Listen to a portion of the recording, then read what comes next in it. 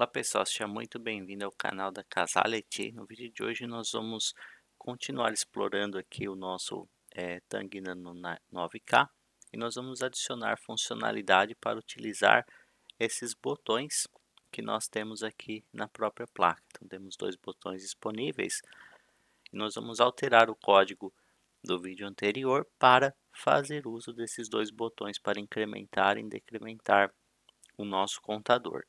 Então, se você não viu o código da aula anterior, onde nós fazemos esse contador que está sendo exibido aí embaixo, recomendo você dar uma olhada anterior, antes de continuar com este código. Então, vamos lá.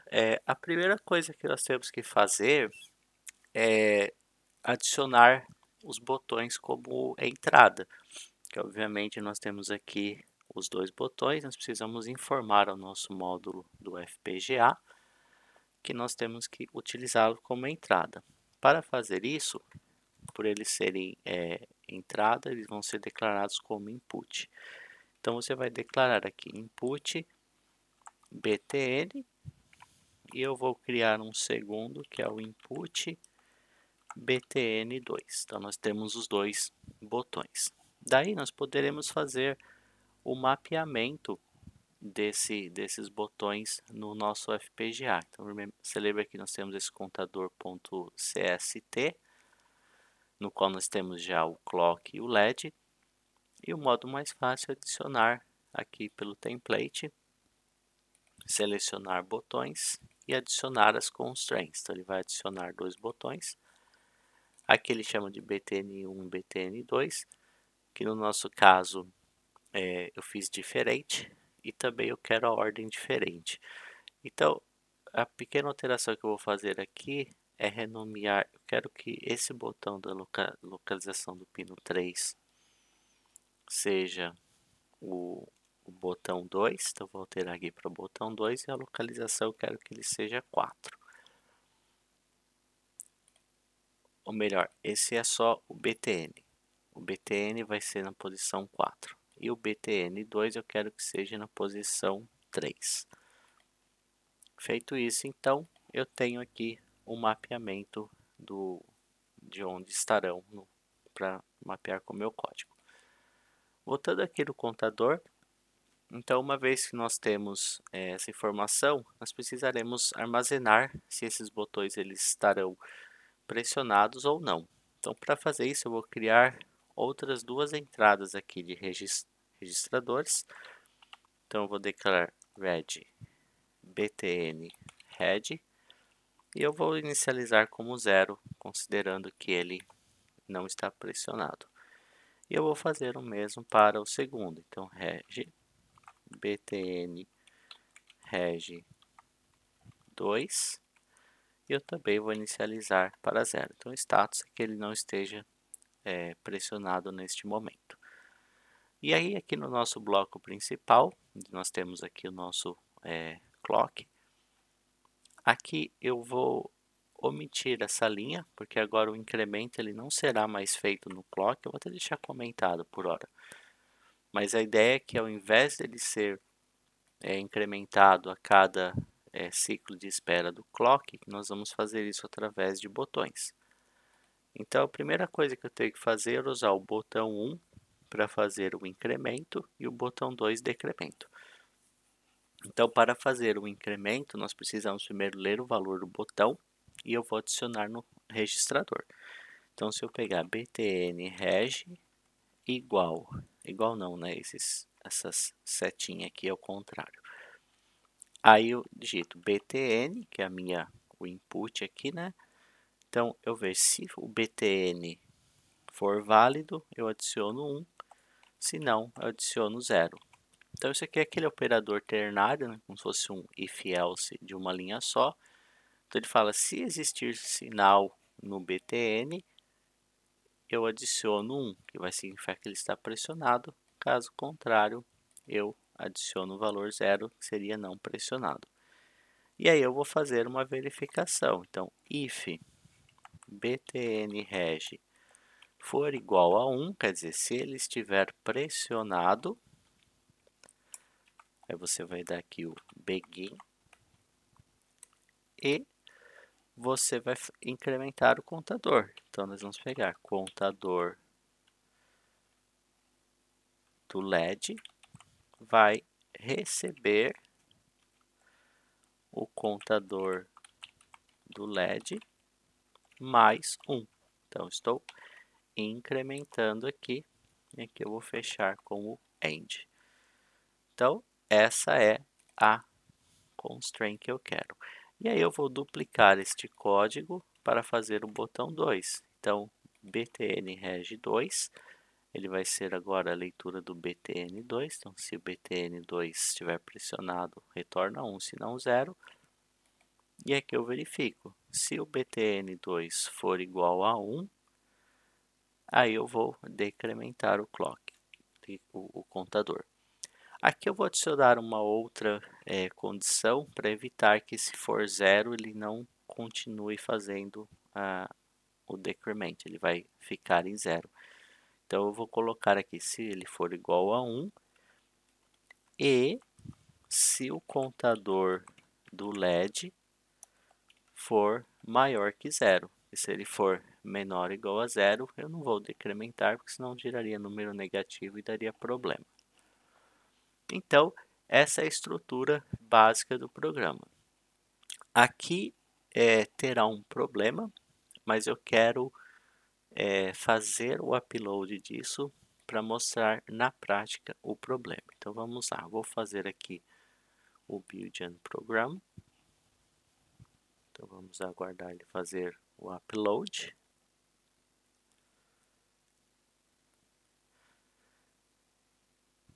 Aqui ele está terminando já. Pronto, ele terminou. Então vamos ver o que acontece quando eu pressiono os botões. Se eu pressionar aqui, você repara que ele não está contando, vendo?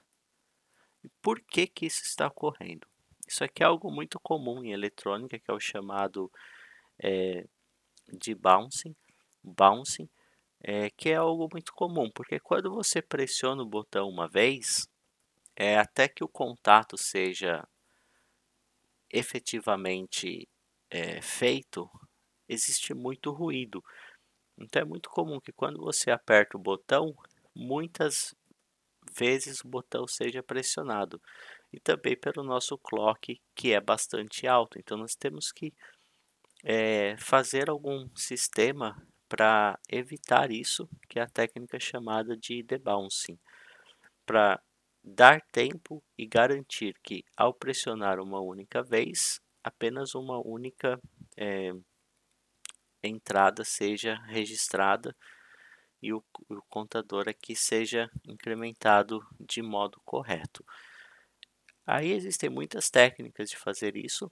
Como nós estamos aqui programando, nós vamos fazer uma solução diretamente no nosso código do Verilog, que consiste em usar esse mesmo tempo de espera do clock, que vai ser aqui de aproximadamente meio segundo, para registrar o clique. Então a ideia é que quando eu clicar uma vez aqui no botão, ele entre num estado de espera por esse tempo do pulso do clock aqui de meio segundo, e só depois ele comece a ler novamente os valores. Então isso é uma técnica de bouncing.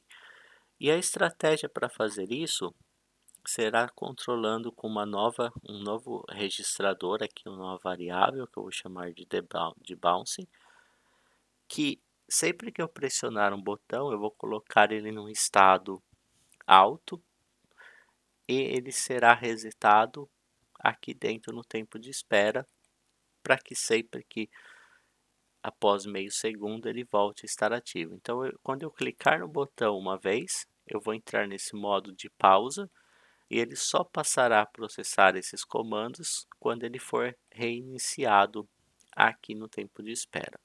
Então vamos ver como fica essa implementação.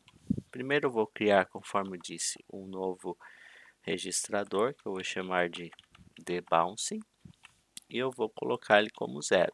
Então ele está habilitado. E aí no meu código aqui do if, Então vamos pegar esse primeiro. Eu primeiro preciso bloquear o acesso dele aqui. Então, se o meu botão tiver pressionado e o debouncing for igual a 0, então quer dizer, se eu pressionei o botão e o debounce está 0, que significa que ele está ativo, eu processo. E essa mesma condição tem que ser aplicada para o segundo botão. E aí o que eu faço então? Quando eu receber esse processamento, eu vou adicionar o debouncing para o estado de 1, que é o estado de inativo, ok? E eu tenho esse contador de clock aqui que eu também quero que ele seja definido para 0. E isso é importante porque esse contador não tem garantia em que estado ele estará aqui, dependendo do processo. Então, se ele estiver no fim do tempo de espera, você terá problema, pois a espera não será de meio segundo. Então, eu quero ter certeza que o meu debounce está definido como 1 e que o meu contador de clock está como 0, pois assim o tempo de espera será processado aqui nessa definição do tempo de espera. E essa mesma condição ela é aplicada para o botão número 2. Então aqui no meu número contador 2 eu uso a mesma coisa. Debouncing 1, contador de clock 0. Então ok, eu fiz aqui a minha condição, eu defini esse debouncing como 1, cliquei em um dos botões, o debounce está 0, ele vai definir como 1, e aí nós precisamos então da instrução que vai habilitar esse debouncing novamente. E isso é feito aqui nesse contador de clock com o tempo de espera, porque o contador de clock vai se definir como 0, ele vai ficar aqui processando até chegar nos 13 milhões de megahertz, e quando ele chegar a atingir esse valor, eu vou habilitar o meu debouncing.